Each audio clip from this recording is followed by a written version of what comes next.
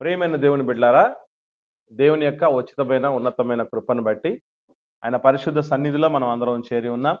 ఇటు గొప్ప కృపా భాగ్యమును మనందరికీ ధారాళముగా ఉచితంగా ప్రసాదించిన ఆత్మల కన్న తండ్రి అయిన దేవునికి క్రీస్తు ద్వారా కృతజ్ఞతాస్తుతి స్తోత్రాలు చెల్లిస్తూ మీకందరికీ ప్రభువైన యేసు క్రీస్తు నామములో శుభాలు వందనాలు నేను తెలియజేస్తూ ఉంటున్నాను.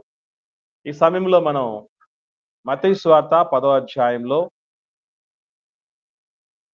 25వ వచనం నుండి 31వ వచనం వరకు ఉన్నటువంటి విషయాలను ధ్యానం చేస్తూ ముందుకు సాగుదాం. నేను చదువుతాను, అందరూ కూడా ఆలకించండి. తదుపరి కొన్ని విషయాల్లో మీరు మీ యొక్క ఆలోచనలు పంచుకోవాల్సినటువంటి ఆవశ్యకత ఉంటుంది.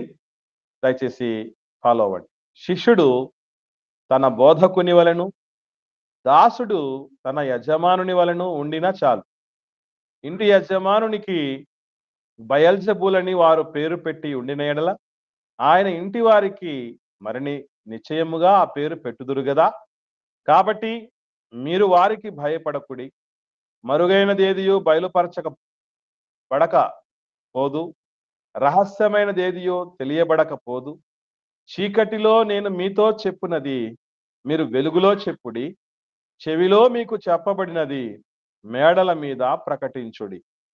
మరియు ఆత్మను చంపనేరక దేహమునే చంపు వారికి భయపడకుడి గాని ఆత్మను దేహమును కూడా నరకములో నశింపజేయగల వానికి మిక్కిలి భయపడుడి. 2 పిచ్చుకలు కాసుకు అమ్మబడును గదా, అయినను మీ తండ్రి సెలవు లేక వాటిలో ఒకటైనను నేలను పడదు. మీ తల వెంట్రుకలన్నీ లెక్కింపబడి ఉన్నవి గనుక మీరు భయపడకుడి. మీరు అనేకమైన పిచ్చుకల కంటే శ్రేష్ఠులు అని మాట్లాడాడు ప్రభు. సో ఈ విషయాల్లో జాగ్రత్తగా మనం ఆలోచన చేయగలిగితే శ్రేష్టమైనటువంటి మెలకువలు ప్రభు అలనాటి అపోస్తలులకు అందించడం జరిగింది. ఆ మెలకువలు ఏంటో, అవి ఎలా ఉంటాయో అన్నటువంటి విషయాల్ని జాగ్రత్తగా మనం పరిశీలన చేయగలిగితే, కష్టాలు పొందుతున్నటువంటి వాళ్ళు, ఎదురు దెబ్బలు తింటున్నటువంటి వాళ్ళు, ప్రతికూలతలు అనుభవిస్తున్నటువంటి వాళ్ళు సేవలో పరిచర్యలో ఎలా వాటిని స్వీకరించగలగాలి, ఆలోచించగలగాలి అంటే ప్రభు చెప్పాడు ఏమనంటే, మీకంటే ముందు మీ గురువైన మీ యజమానుడైనటువంటి నాకు లోకము నుంచి ఇవే ప్రతికూలతలు వచ్చాయి, ఇవే ఎదురు దెబ్బలు తగిలాయి, ఇవే అవమానాలు కలిగాయి, ఇవే ఆటంకాలు కలిగాయి. కాబట్టి మీరు ఎవరిని రోల్ మోడల్గా తీసుకోవాలి అని అంటే యజమానుని రోల్ మోడల్గా తీసుకోవాలి, గురువుని రోల్ మోడల్గా తీసుకోవాలి. కనుక మీరు ఆశ్చర్యపడాల్సిన అక్కర లేదని చెప్తూ మరికొన్ని విషయాలు ఏం చెప్పారంటే ప్రభుల వారు 26వ వచనంలో చాలా ప్రాముఖ్యమైన విషయం, కాబట్టి మీరు వారికి భయపడవద్దు. చిత్రమైనటువంటి విషయం ఏంటంటే ఈ ఈ వచనాల్లో మాత్రమే ప్రత్యేకంగా మనం ఎవరికి భయపడాలో, ఎవరికి భయపడకూడదు, ఈ 2 విషయాలు చాలా స్పష్టంగా తెలియపరచబడ్డాయి. ఎవరికి భయపడకూడదు అని అంటే ప్రభు చెప్పినటువంటి విషయం ఏంటంటే, ఎవరైతే మిమ్మల్ని అవమానపరుస్తారో, మరి 3 గుంపులని మనం విన్నాం కదా ఇంత మునుపు. 3 గుంపుల నుంచి వ్యతిరేకత వస్తుంది క్రైస్తవుడి జీవితంలోనికి అని విన్నాం. అందులో మొట్టమొదటి గుంపు మన సొంత విశ్వాస వర్గములో ఉన్నటువంటి పెద్దల నుంచి. విశ్వాసులలోనే పెద్దలు, మత పెద్దలు అని అంటారు వాళ్ళని. మత పెద్దల గుంపు నుంచి వ్యతిరేకత వస్తుంది మనకి అనేటటువంటి విషయం ఒకటి. రెండవదిగా ప్రభుత్వ పెద్దల నుంచి వ్యతిరేకత అనేది వస్తుంది.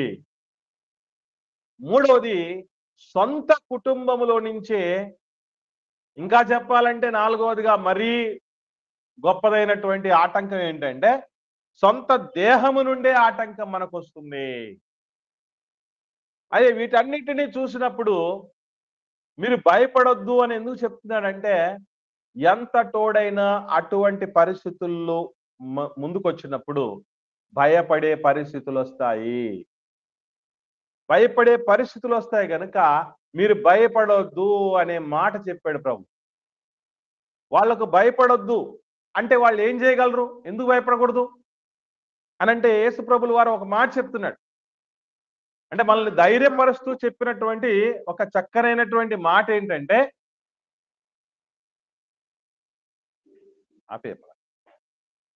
మనల్ని ధైర్యపరుస్తూ చెప్పినటువంటి చక్కనైన మాట ఏమిటి అనంటే, ఎవరైతే మనకు వ్యతిరేకతల గుంపులుగా ఉంటున్నాయో వాళ్ళందరూ మన ఆత్మను అస్సలు టచ్ చేయలేరు అనే మాట చెప్పాడు. అంటే వాస్తవంగా ఒక మనిషి దేన్ని బట్టి భయపడాలి అంటే, మన ఆత్మకి ఏమైనా జరుగుతుందేమో, ప్రమాదం వాటిల్లుతుందేమో, ఆత్మకు ఏమైనా ప్రతికూలతలు వస్తాయేమో, ఎదురు దెబ్బలు తగులుతాయేమో అనే భయం ఉండాలి. కానీ ఈ రోజుల్లో అసలు ఆత్మకు సంబంధించి ఆలోచన చేసే వాళ్ళు ఎంతమంది? శరీరానికి ఏదైనా ఒక బలహీనత వచ్చినా, ఏదో ఒక గాయమైనా, ఏ రోగం వచ్చినా, ఏ వ్యాధి కలిగినా దాన్ని గుర్తించి మనము, మన ఇంట్లో ఉన్న పెద్దవాళ్ళు అందరూ గుర్తించి హాస్పిటల్ తీసుకెళ్లి చాలా జాగ్రత్తలు వహించి తొందరగా వాటి నుంచి బయటపడే ప్రయత్నం చేస్తున్నారు. ఎందుకంటే శరీరం యొక్క విలువను గుర్తించనంతగా ఆ దేహమును జీవింపజేస్తున్న ఆత్మ విలువ మనకు తెలియదు. దాని విలువ తెలియదు గనుకనే ప్రభు చెప్తున్న మాట ఏంటంటే, మీ శరీరాన్ని మహా అంటే చంపగలరు. వాళ్ళు ఎంతవరకు వెళ్ళగలరు? అంటే ఆ వ్యతిరేకత, ఆ గుంపులలో నుంచి వచ్చేటువంటి వ్యతిరేకత, మత సంబంధమైన వ్యతిరేకత కావచ్చు, ప్రభుత్వ అధికారుల నుంచి వచ్చే వ్యతిరేకత కావచ్చు, సొంత కుటుంబ సభ్యుల నుంచి వచ్చే వ్యతిరేకత కావచ్చు, దేహము నుండి వచ్చే వ్యతిరేకత కావచ్చు. ఎంతవరకు తీసుకెళ్ళగలవు అంటే, మహా అంటే శారీరకంగా చంపే వరకు వెళ్తారు. అదే అక్కడ చెప్తున్నాడు. ఆత్మను చంపనేరక 28వ వచనంలో అదే మాట అంటున్నాడు కదా, ఆత్మను చంపనేరక దేహమునే చంపు వారికి భయపడొద్దు. ఈరోజు మన భయాలన్నీ దేని మీద ఉంటాయనంటే, ఇప్పుడు ఒక ఆఫీసర్కు భయపడుతున్నామన్నా, లేకపోతే ఒక పెద్దకు భయపడుతున్నామన్నా, ఇంకొక వ్యక్తికి భయపడుతున్నామన్నా దేన్ని బట్టి భయపడతాం? వాడు పిస్తల్ చూపిస్తే భయపడతాం. ఎందుకు అనంటే ఆ పిస్తల్ యొక్క బుల్లెట్లు దేహంలోనికి దిగితే ఏమైపోతుంది? శరీరం చచ్చిపోతుంది. వ్యాధులకు ఎందుకు భయపడతాం? రోగాలకు ఎందుకు భయపడతాం? అవి శరీరాన్ని చంపేస్తాయి కాబట్టి. వృద్ధాప్యానికి కూడా భయపడతాం మనం. ఎందుకు? ఆ నెక్స్ట్ వచ్చేది శరీరం చనిపోతుంది. ఇలా ప్రతి విధమైనటువంటి ఏ భయాలు కూడా మనల్ని ఏ విషయాల్లో ఆవరించి ఉన్నాయంటే, ఇవేటి విషయంలో భయపడకూడదో ఆ విషయాల్లోనే భయాలుంటున్నాయి. ఇప్పుడు లోక సంబంధులుగా ఉన్నటువంటి వాళ్ళకి ఉన్నాయంటే నో ప్రాబ్లం.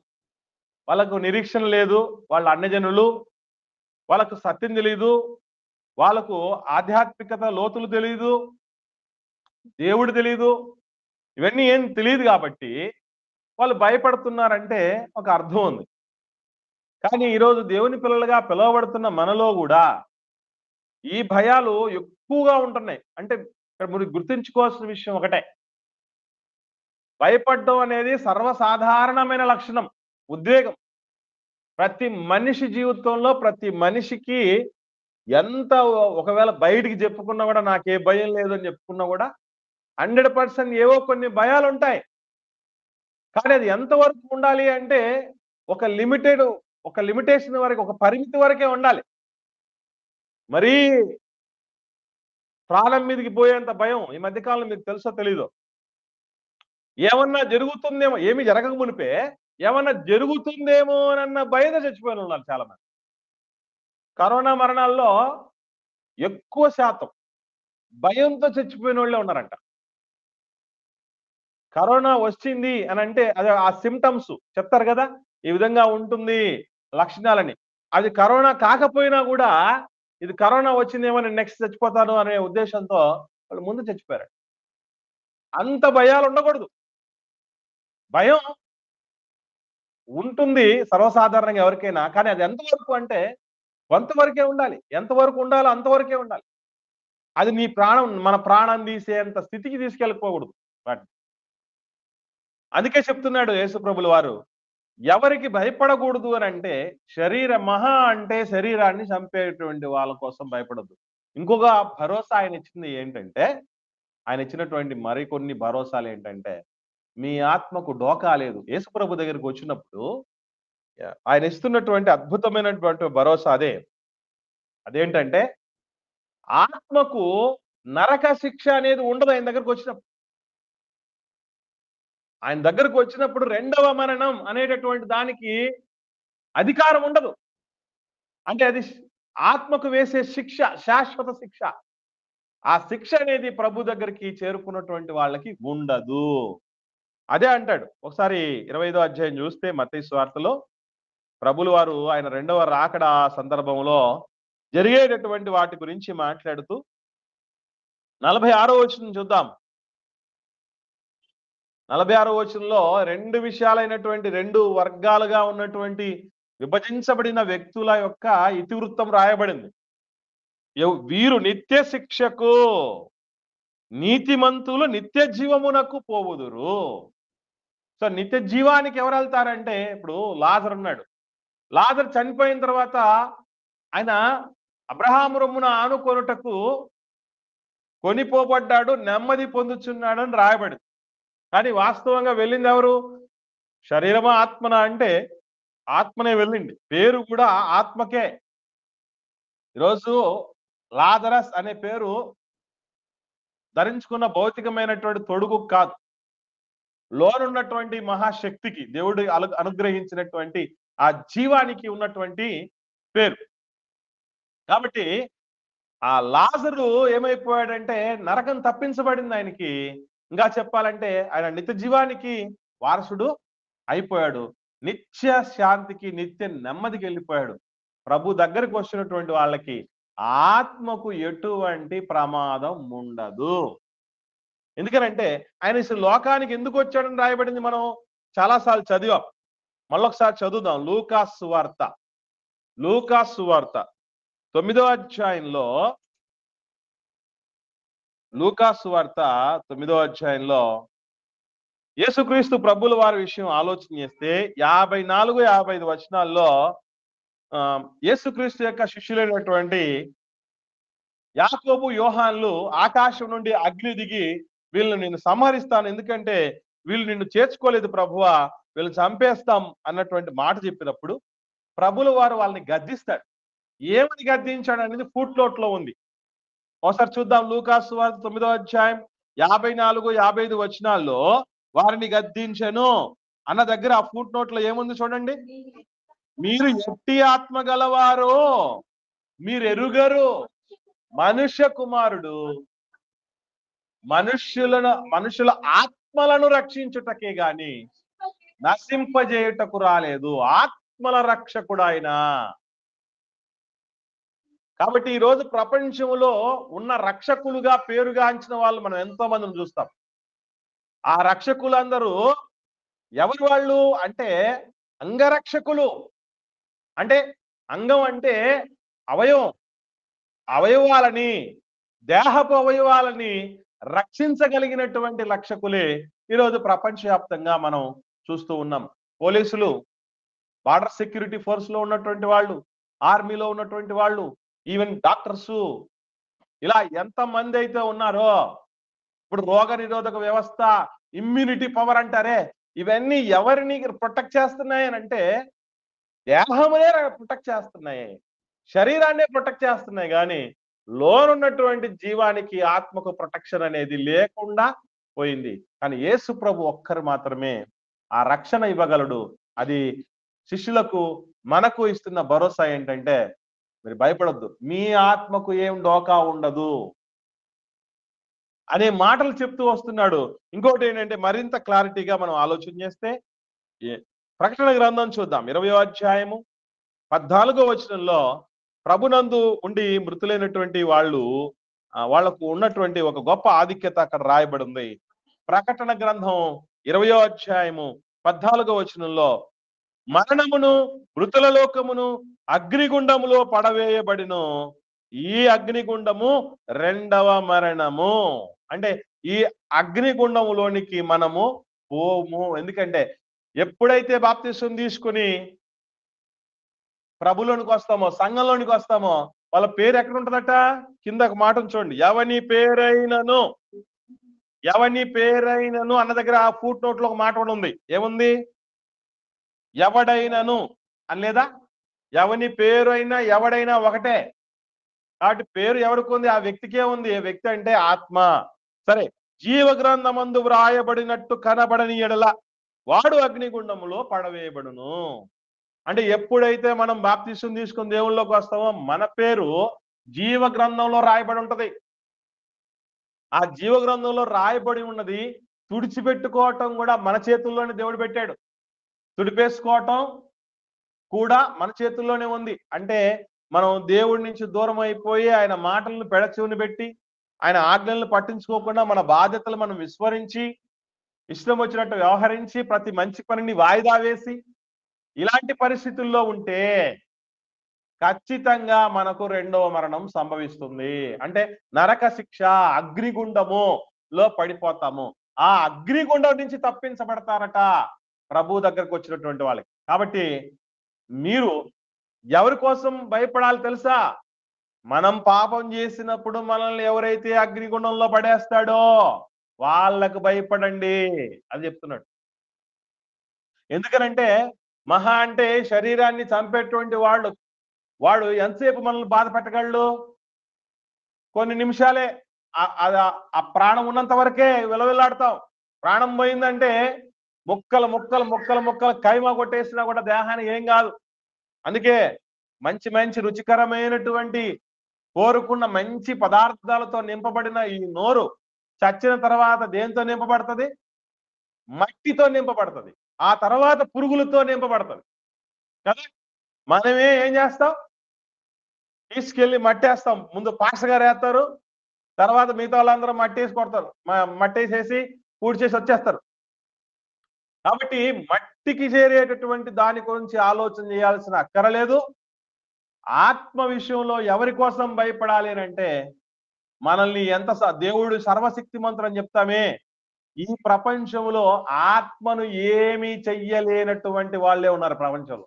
అందుకే మీరు చూడండి, పిస్తల్తో ఎవరైనా ఆత్మను కాల్చగలరా? అంతవరకు ఎందుకులేండి. ఆత్మను బంధించగలరా? ఇప్పుడు ఫొటోస్ పెడతాం మనం, కెమెరాలో బంధిస్తున్నాం. లోపల ఉన్న ఎముకలు ఎక్స్రేలో బంధిస్తాం. కానీ ఆత్మను ఎవరు బంధిస్తారు? ఏదో లోకంలో సినిమాల్లో, పాతకాలంలో సినిమాల్లో సీసాలో బంధిస్తారు, ఇవన్నీ చెప్తూ ఉంటారు. ఇవన్నీ కాకమ్మ కథలు, వాస్తవాలు సత్యాలు కాదు ఇవి. సీసాలో బంధించేంతటువంటి పరిస్థితుల్లో ఉండేది కాదు ఆత్మ. ఆత్మ ఉనికి చాలా గొప్పది. సరే, ఏది ఏమైనా మనం గుర్తుపెట్టుకోవాల్సిన విషయం అంటే పిల్లరా, అటువంటి నరకంలో పడేయగలడు దేవుడు. ఏ దేవుడైతే మనల్ని నరకం నుంచి తప్పించి రక్షణ ఇచ్చాడో, మాటను మీరినప్పుడు, మనం అవిధేయులైనప్పుడు, ఎన్నటికీ మార్పు రానేటువంటి పరిస్థితి, మారు మనసుకు తగిన ఫలాలు లేనప్పుడు మనల్ని నరకంలో కూడా పడేస్తాడట. కాబట్టి అట్లాంటి ఆయనకు మీరు భయపడండి అంటున్నాడు. ఇంకొక మాట ఏం చెప్తున్నాడంటే, ప్రభుల వారు మనకిస్తున్నటువంటి ఒక చక్కనైనటువంటి మరొక అద్భుతమైనటువంటి భరోసా ఏంటంటే, ఒకసారి చూద్దాం. మత్తయి సువార్త 10వ అధ్యాయంలో 29వ వచనం 30-31 వచనాలు చూద్దాం. మత్తయి సువార్త 10వ అధ్యాయం 29వ వచనంలో, 2 పిచ్చుకలు కాసుకు అమ్మబడును గదా అని అంటాడు. చూడండి, కాసు అన్నటువంటిది మొదటి శతాబ్ద కాలంలో వాడబడుతున్నటువంటి కొన్ని రకాలైనటువంటి ఆర్థిక పరమైన నాణ్యాలు, అంటే డబ్బుకు సంబంధించిన నాణ్యాల్లో ఇదొకటి. చాలా పేర్లు మనం వింటూ ఉంటాం. ఇప్పుడు పేద విధవరాలు ఏం చేసిందట? 2 కాసులు వేసింది అని అంటాం. ఇంకొకటి తలాంతు అంటారు, మరో చోట దేనారము అంటారు కదా. ఇలా కొన్ని రకాలైనటువంటి పేర్లు ఉంటాయి. ఒక దేనారం అని అంటే ఒక రోజు కూలి ఒక దేనారం. అటువంటి దేనారంలో కాసు ఎన్నో వంతు అంటే 16వ వంతట. ఒక కాసు అంటే ఆనాటి కాలంలో ఒక దేనారములో 16వ వంతు అంటే రూపాయికి 16 అణాలు అని అంటాం కదా మన తెలుగు వాళ్ళు. 16 అణాల ఆడపడుచు అని విన్నరా? ఏంటి 16 అణాలు అంటే అర్థం ఏంటంటే కంప్లీట్, మొత్తం 16 అణాలు కలిస్తే ఒక రూపాయి. అది కంప్లీట్నెస్ గా పరిపూర్ణమైనటువంటి వ్యక్తిత్వాన్ని సూచించేది 16 అణాలు అని అంటారు. అట్లాగే ఇక్కడ ఒక దేనారంలో 16 కాసులు ఉంటాయట, కాసులు. సో ఈ ఒక దేనారంలో 16వ వంతుగా ఉన్న ఒక కాసుకి ఎన్ని వస్తాయటండి పిట్టలు? 2 పిచ్చుకలు వస్తాయట. అంటే వాస్తవంగా కాసే చిన్న వాల్యూ, ఆ చిన్న కాసుకు 2 పిచ్చుకలు వస్తాయంటే అవి చాలా చిన్నవి, ఇంకా చాలా విలువలేనివి, చీపు కదా, చీపవి. అటువంటి చీపు వాటి గురించి చెప్తూ ఏమంటున్నాడంటే, అయినా అంత చీపుగా దొరికేటివి అయినా ఆ పిచ్చుకలు ఒక కాసుకు 2 దొరికేవైనా కూడా, అంటే ఒక దేనారానికి ఎన్ని వస్తాయన్నమాట? కాసుకు 16 2 పుచ్చుకలు అయితే ఒక కాసులు ఎన్ని ఉంటాయి? ఒక దేనారంలో 16 ఉంటే 32 పిచ్చుకలు వస్తాయి ఒక దేనారానికి. ఒక రోజు కూలి చేసుకుని వస్తే 32 పిచ్చుకలు కొనేయచ్చు, అంత చీపు. మనం పోయి పని చేసుకుని వస్తే 1 కేజీ మటన్ రాదు ఇప్పుడు కదా. కానీ 16 పిచ్చుకలను కొనగలిగినటువంటి శక్తి ఒక రోజు కూలీకి వస్తుందట.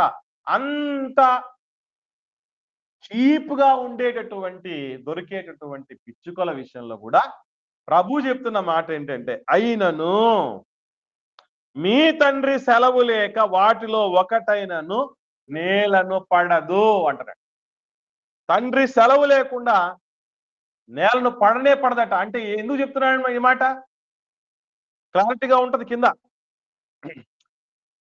ఈ 30 వచనాల్లో మీ తల వెంట్రుకలన్నీ లెక్కించబడింది. ఇక్కడ తల వెంట్రుకలు కూడా తీసుకుని రావడం జరిగింది ప్రభు. ఎందుకంటే నాకు తెలిసి తల వెంట్రుకలు చాలా విలువైన వాటిగా చూసుకునే వాళ్ళము మనమే, వాటిని చీపుగా చూసేవాళ్ళం కూడా మనమే. ఎట్లాగనంటే అప్పుడప్పుడు మాట్లాడుతూ వెంట్రుకలు పోతూ ఉన్నప్పుడు చాలా బాధపడతాం మనం. హాస్పిటల్ చుట్టూ తిరుగుతాం, ఏమన్నా ఆ తైలం రాస్తే, ఈ షాంపూ వాడితే మనకు ఒత్తైనటువంటి జుట్టు వస్తుందంటే ఎన్నెన్నో వాడేసి ఉన్న జుట్టు కూడా పోగొట్టుకున్నటువంటి పరిస్థితులు ఉన్నాయి. ఇదొక వ్యక్తి అయితే, ఇదే మనం అంత విలువైన అనుకుంటున్నాం మనము. రే నీలాంటి వాళ్ళని ఎంతమంది చూసావంటావు. తర్వాత నువ్వు నా వెంట్రుకతో సమానం అంట. విన్నరా? అంటే వెంట్రుకతో సమానం ఎందుకు అంటున్నావు? చీపు నువ్వు అని అర్థం, విలువ లేని వాళ్ళు అని అర్థం. అందుకే బార్బర్ షాప్కి వెళ్ళి 100 రూపాయలు కనీసం డబ్బులు ఇచ్చి మరీ వెంట్రుకలు వదిలించుకొని వచ్చారు. అవునా కదా? అంత చీప్ అవి. అంటే చీపెస్ట్ గా ఉన్నటువంటి పిచ్చుకలు పోవాలి అంటే, చనిపోవాలి అన్నా కూడా దేవుడి సెలవు ఉండాలి.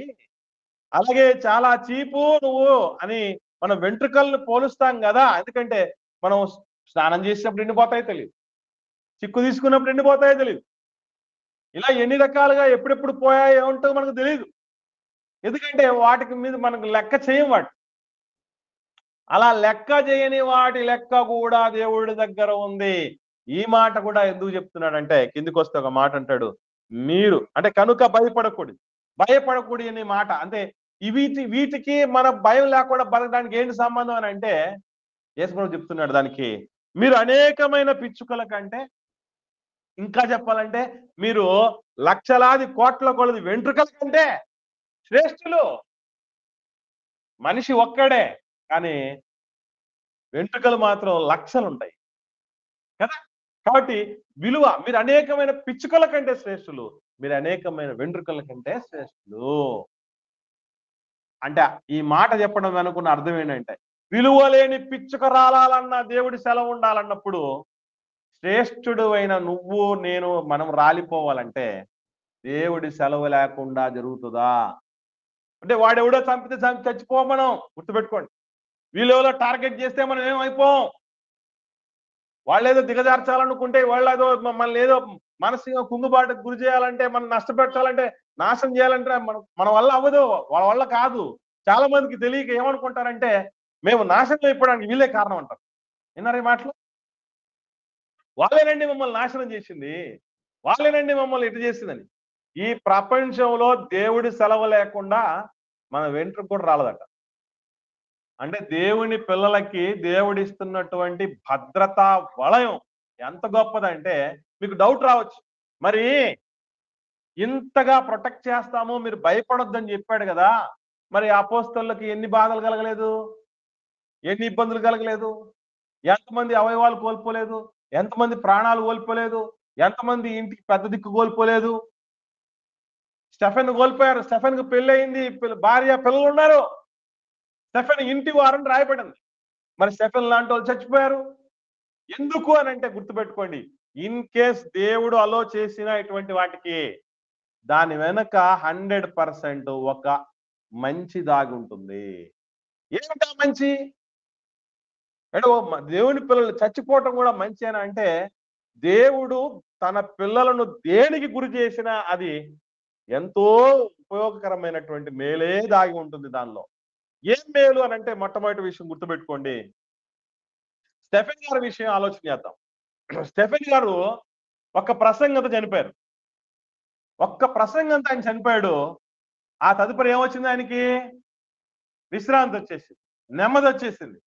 ఆ తర్వాత మరలా ప్రకటించటం, తీసుకెళ్లి జైల్లో పడేయటం, మిగతా వాళ్ళ పరిస్థితి గమనించండి. అపోస్తలుల పరిస్థితి. జైల్లో వేశారు, గాయాలు పాలైపోయారు, కొరడా దెబ్బలు తిన్నాళ్ళు, వాళ్ళకు గాయాలు కూడా కడగలేదు అసలు. ఇట్లా ఎన్నో సార్లు జరగడం జరిగింది. ఎంతో మగ్గిపోవటం జరిగింది. ఎన్నో ప్రదేశాలకు తిరగడం జరిగింది. పగలనక రాత్రనక నిద్రాహారాలు మానుకున్న పరిస్థితులు. ఇవన్నిటికీ ఏమైపోయింది స్టెఫెన్ గారికి? ఫుల్ స్టాప్ పడిపోయిందా? విశ్రాంతి వచ్చిందా? అంతేనా? అంటే బ్రతికున్న మిగిలినటువంటి వాళ్ళ పరిస్థితి మీరు చూడగలిగితే ఒకసారి ఆలోచన చేద్దాం. ఏం మేలో ఈ హింసల వలన కూడా జరిగేటువంటి మంచి ఏంటో ఆలోచన చేస్తే 8వ అధ్యాయం అపోస్తలుల కార్యములు. భయపడొద్దు అని దేవుడు చెప్తూ ఉంటూ ఒకవైపు, మరొక వైపు దేవుని పిల్లలకు ఇన్ని కష్టాలు, ఇన్ని వ్యతలు కలుగుతూ ఉన్నప్పుడు, హింసలు కలుగుతున్నప్పుడు దేవుడు ఏం చేస్తున్నాడు చూస్తూ అన్నటువంటి ఆలోచనలు చాలా మంది చేస్తారు. అట్లాంటి వాళ్ళందరికీ కూడా దేవుడు ఏనాడో జవాబు ఇచ్చేస్తాడు. ఏమిటి ఆ జవాబు? చూద్దాం. 8వ అధ్యాయం మొదటి 4 వచనాలు. ఆ కాలమందు యెరూషలేములోని సంఘమునకు గొప్ప హింస కలిగినందున అపోస్తలుడు తప్ప అందరూ యూదయ సమరయ దేశముల యందు చెదరిపోయారు.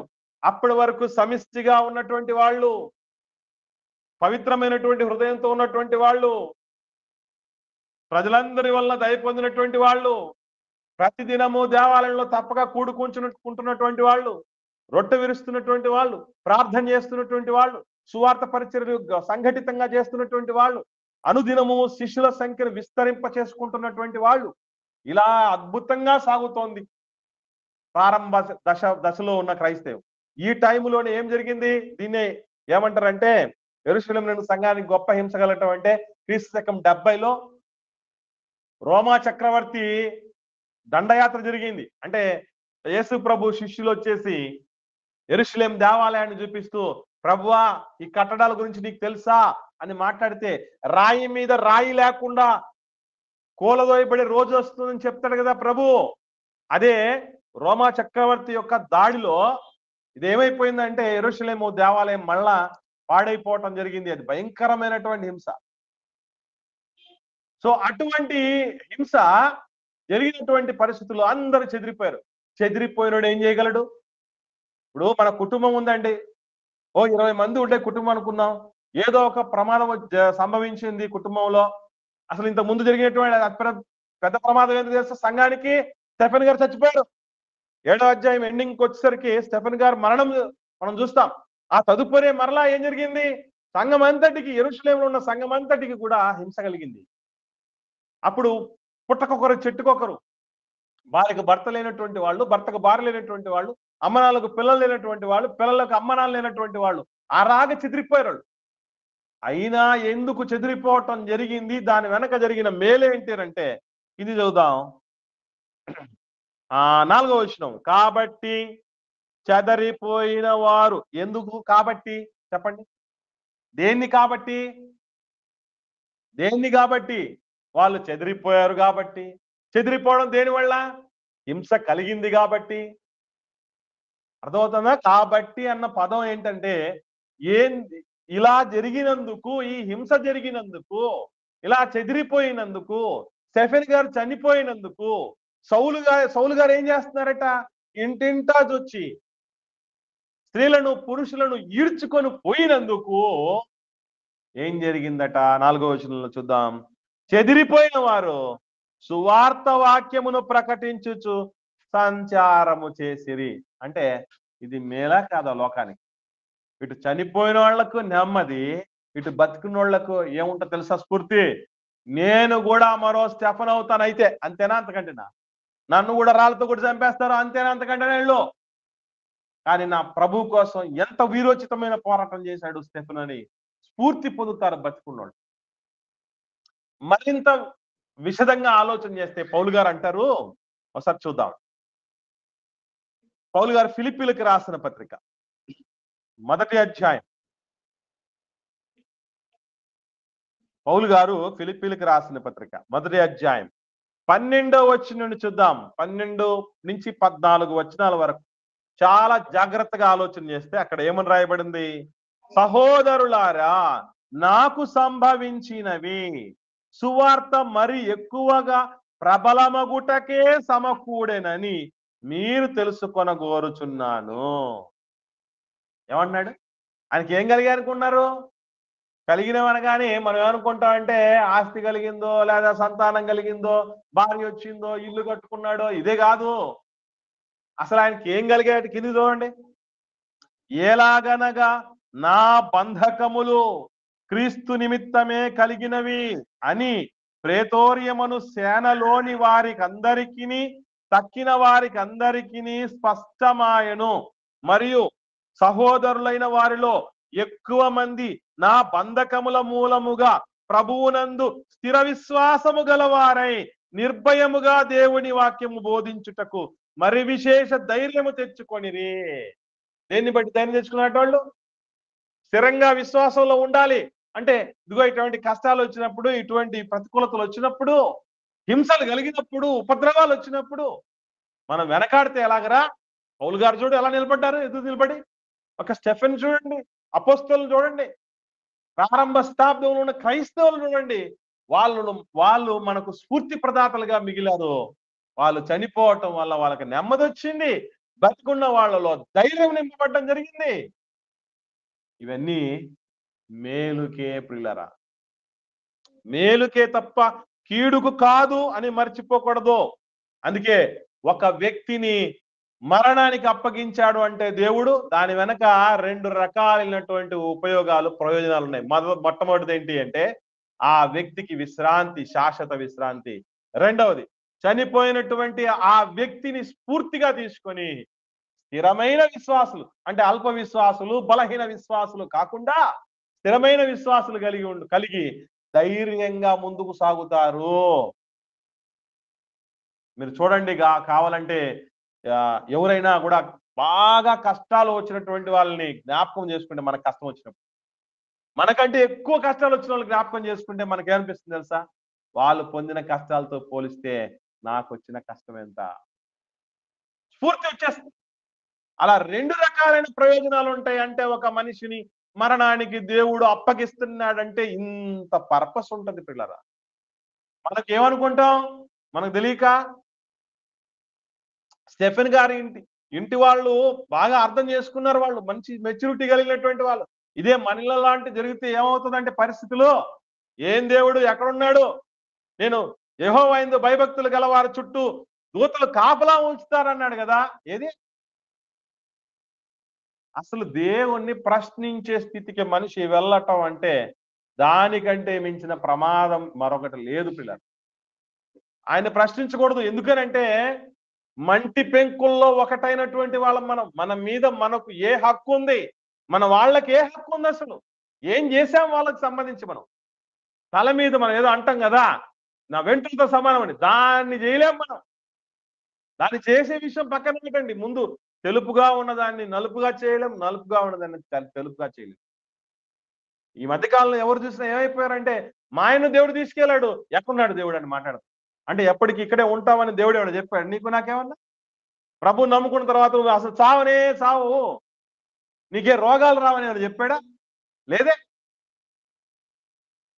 సాధారణంగా మనుషులకు కలిగే శోధనలే నీకు వస్తాయి, శ్రమలు నీకు వస్తాయని చెప్పాడు తప్ప రావని చెప్పలేదే దేవుడు.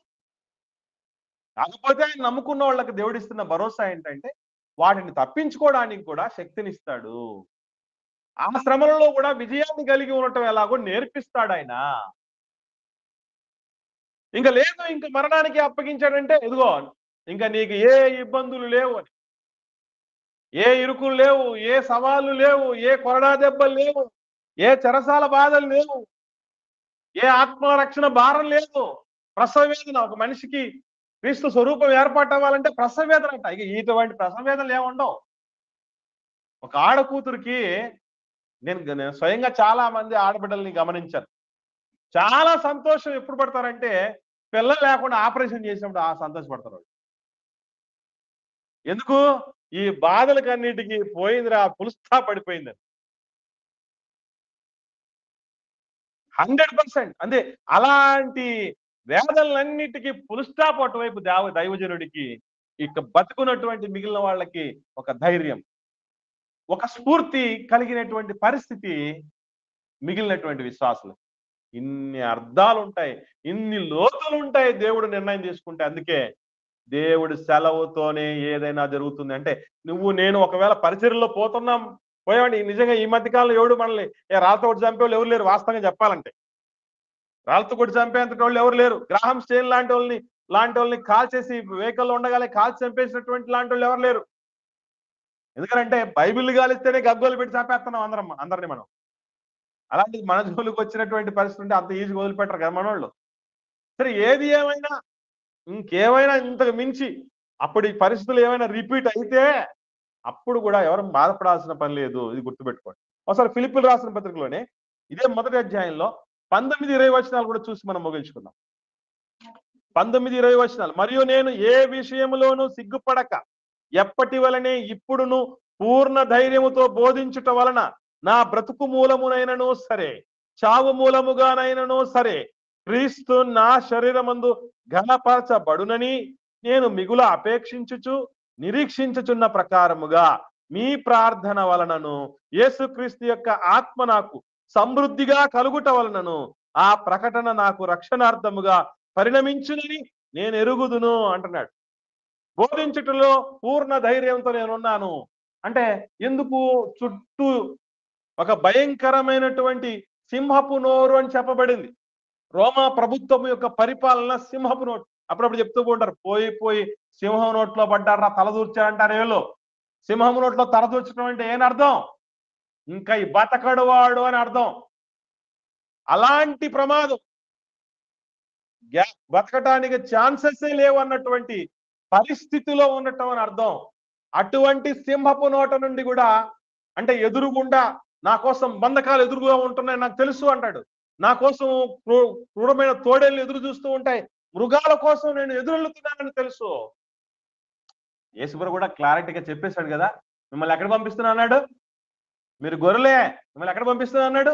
తోడేళ్ల మధ్యకి పంపిస్తున్నా అన్నాడు. అయినా అంత ధైర్యంగా ఎందుకు పోయారు వాళ్ళనంటే ఒకటే ప్రియులారా, అది దేవుడిస్తున్న భరోసా. మీ ఆత్మకు ఏ డోకా లేదు.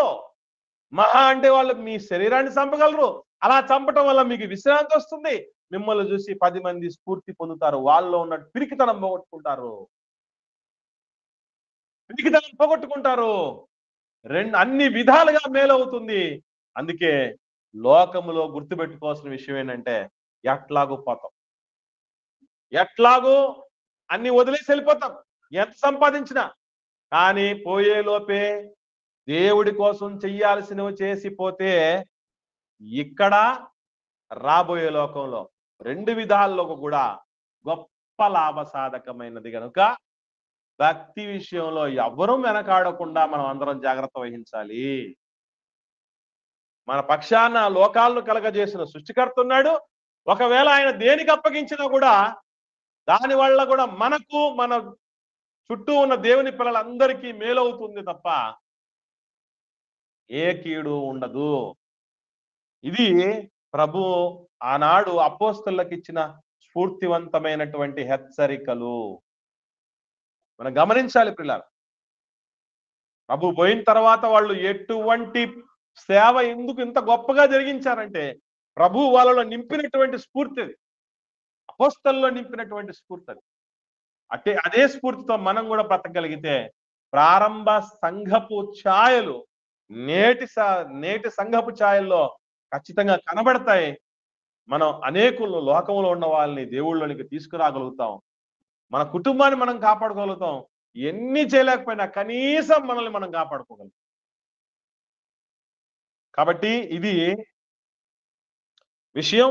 రేపటి దినాన్న మీకు అందరికీ హోంవర్క్ ఏంటి అంటే ఒకసారి మత్తయి సువార్త 10వ అధ్యాయంలో మనం 31వ వచనం వరకు చూసాం కదా. ఇప్పుడు 32, 33 వచనాలు చూడండి. 32, 33 వచనాలు.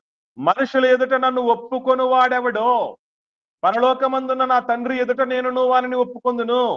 మనుషుల ఎదుట ఎవడు నన్ను ఎరుగనను వారిని పరలోకమందున్న నా తండ్రి ఎదుట నేనును ఎరుగనందును. అంటే దీన్ని చూపించి చాలా మంది ఏమంటున్నారంటే నువ్వు ప్రభుని ఎరిగావని చెప్పి ఇంకా ఎస్సీ సర్టిఫికెట్ పెట్టుకొని ఉన్నావు. చాలా మంది ఎస్సీల గురించి మాట్లాడుతూ హిందూ అని సర్టిఫికెట్లలో కలిగి ఉన్నావు. నువ్వు లోకంలో మనుషులు ఎదుట ప్రభుని ఆడొప్పుకుంటున్నావు. నువ్వు హిందూ అని చెప్పుకున్నావు.